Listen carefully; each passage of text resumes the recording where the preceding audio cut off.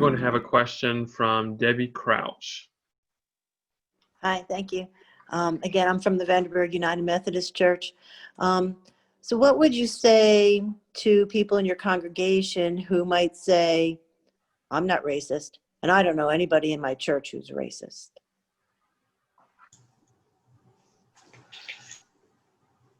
Well, if I could, I'd love to respond to that one as your pastor, Debbie. The truth is that we do have racists in our congregation. Evidence is that we have one black man who attends worship with us, and he seems to feel a passion towards worship leadership, and that's been fantastic to see how God's working in his heart.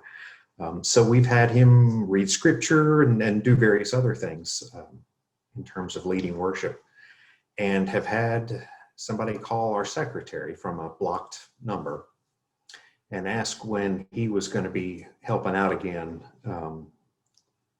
because he wasn't going to go to worship that day.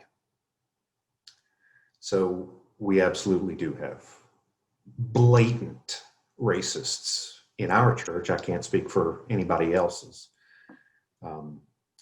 But I also have had some confrontations via email, and have tried to give some folks a little bit of knowledge or places they can go to talk about systemic racism as well, not just individual acts. And also just it breaks my heart when, you know, people have itching ears that they only hear what they want to hear. I try to understand that when there's a passionate response, like some of the emails I got, there's no such thing as a naked fact, as my dad used to say. All facts are what we've already presupposed to a certain extent. We've attached a set of assumptions to facts, and so when those assumptions are confronted, people are going to react strongly because there is emotion attached to it. And I'm learning I got to expect that. I got to expect some heightened responses and be a mature adult and be able to deal with that.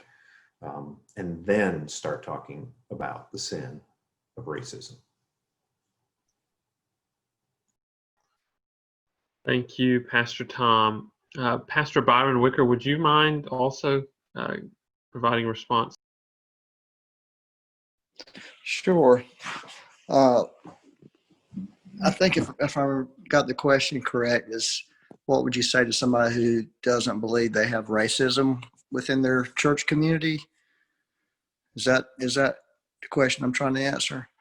Well, I think the first thing I would do is try to get that person connected with a person, if it was a white church, with a black person, and let them, because that's the most enlightening thing I think any of us can do, is talk to a person from another race, especially specifically a white person, and just sit down and listen to what that black person says, listen to some of their stories. And I believe if a person's sincere and their heart's not hardened and they're just not bent on being rebellious, when they listen, they're going to realize there's a problem, okay, and that there's race, because it'll expose the racism in their heart. And I think that's, to me, is one of the ways to get a person to see that there really is a problem of racism, is by hearing some of these stories and hearing from black people how they see life and how they experience life. Because as white people, we don't always see it as we've said over and over. So I just think it's in some ways it's getting a person connected with a black person, a white person connected with a black person, to listen to that person and hear that person's heart and hear their experience. I think that is an eye-opener. It's been a great eye-opener in my life, and it's helped me tremendously. And so that's what I would do. Jared, can I say something? Yes, ma'am. Go ahead. My immediate response to that would be simply, well, you know at least one person who's racist because you know me. And then I would talk again about my struggle and how in these recent days, as I have reached out to and been and have received overtures from Black friends or Black pastors and colleagues, how I have begun to read and research, and I understand things in myself that I had not seen before as racism. I didn't see it as racism, but now I see it differently. And I would invite them into some of those same readings and awareness. I mean, I think the other ideas are great, but again, my experience, and this is not just about Black and white. I've been a female pastor in a dominant male for 40 years, over 40 years. And when I came on board as a woman, I was the woman in the room, always the woman pastor. What I have found is nothing changes if we go confrontational. And my goal is for there to be change and openness. So I'm always trying to invite people into the conversation. And what I learned is sometimes they don't come in right then, but they often come back. I've thought about what you said, Pastor Jan, and I'm just wondering, how did you get to that place? What is that? And so that would be my response. I would take it upon myself rather than point to other people. I'd say, at least one racist because you know me. And then I'd go from there. Thank you, Pastor. Can I add to that? You may. Go ahead. First off, those responses are wonderful. But I would be remiss if I didn't address it from the reverse racism perspective, because a lot of times we feel that our racism isn't a sin because it's in response to racism that we feel or have been subject to. But nothing could be further from the truth, right? Sin is sin. That's the bottom line. And so when folks say things, when I hear things, and if someone ever approached me, I would make sure that I help them to understand that it's a sin for certain groups to be racist against us, but it's also a sin for us to be racist against them. It's a sin for us to make generalities, for us to look at a group of people and make certain assertions. It's wrong for us to assume that all people are a certain way. The fact of the matter is that God has made us individuals, and we're all fearfully and wonderfully made in his image, and we need to love and respect that no matter who they are. Thank you, Pastor Will. Absolutely.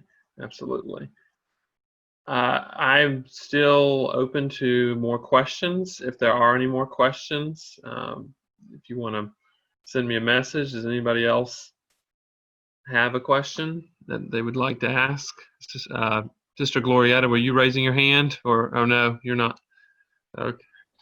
Hey, Pastor Jerry, while you're getting more questions, let me just weigh in on that last one. So I might do a couple things. One, I might start with a liar, liar, pants on fire response, and then transition more into, hey, listen, how do you define racism? Because I mean, the reality is we all are impacted by racism, and it's fed to you so many ways. You can't watch the news, you can't watch television, you can't, exist in this society without being fed, racist messages.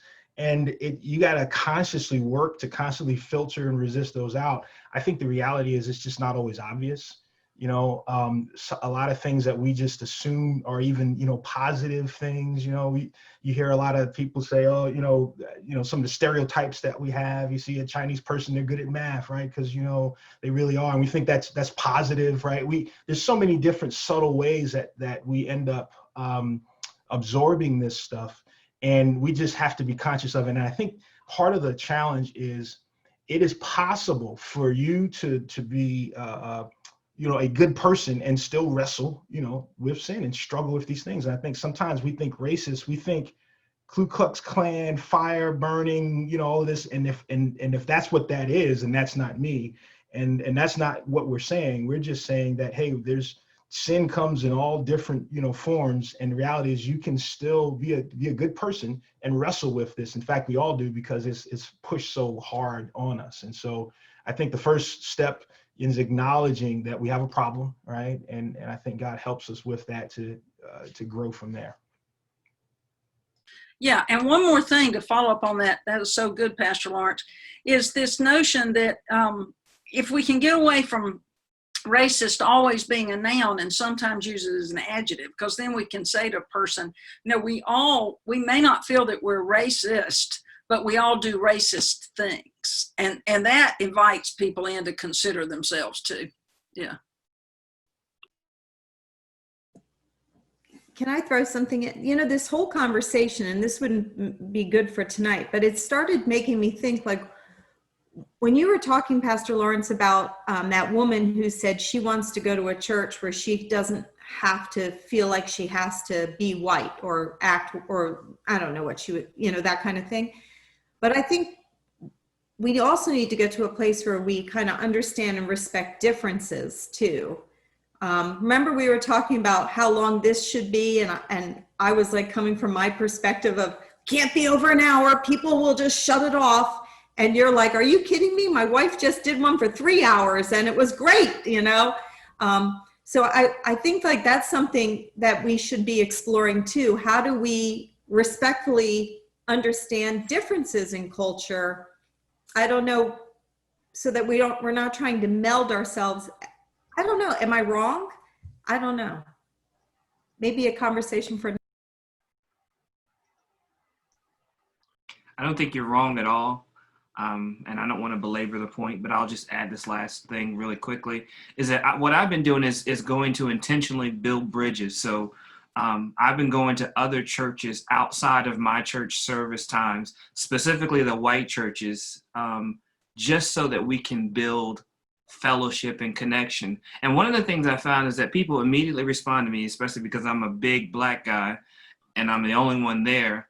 But the last time I was at one of the churches, one of the guys came to me and he was very nice and he was very sincere. But he said, yeah, we're just different. You guys are over there and you do your thing and we're over here, we do our thing. And I told him, I said, that's kind of the problem. At some point, we need to all be together and it be our thing. So I agree with you, Inger.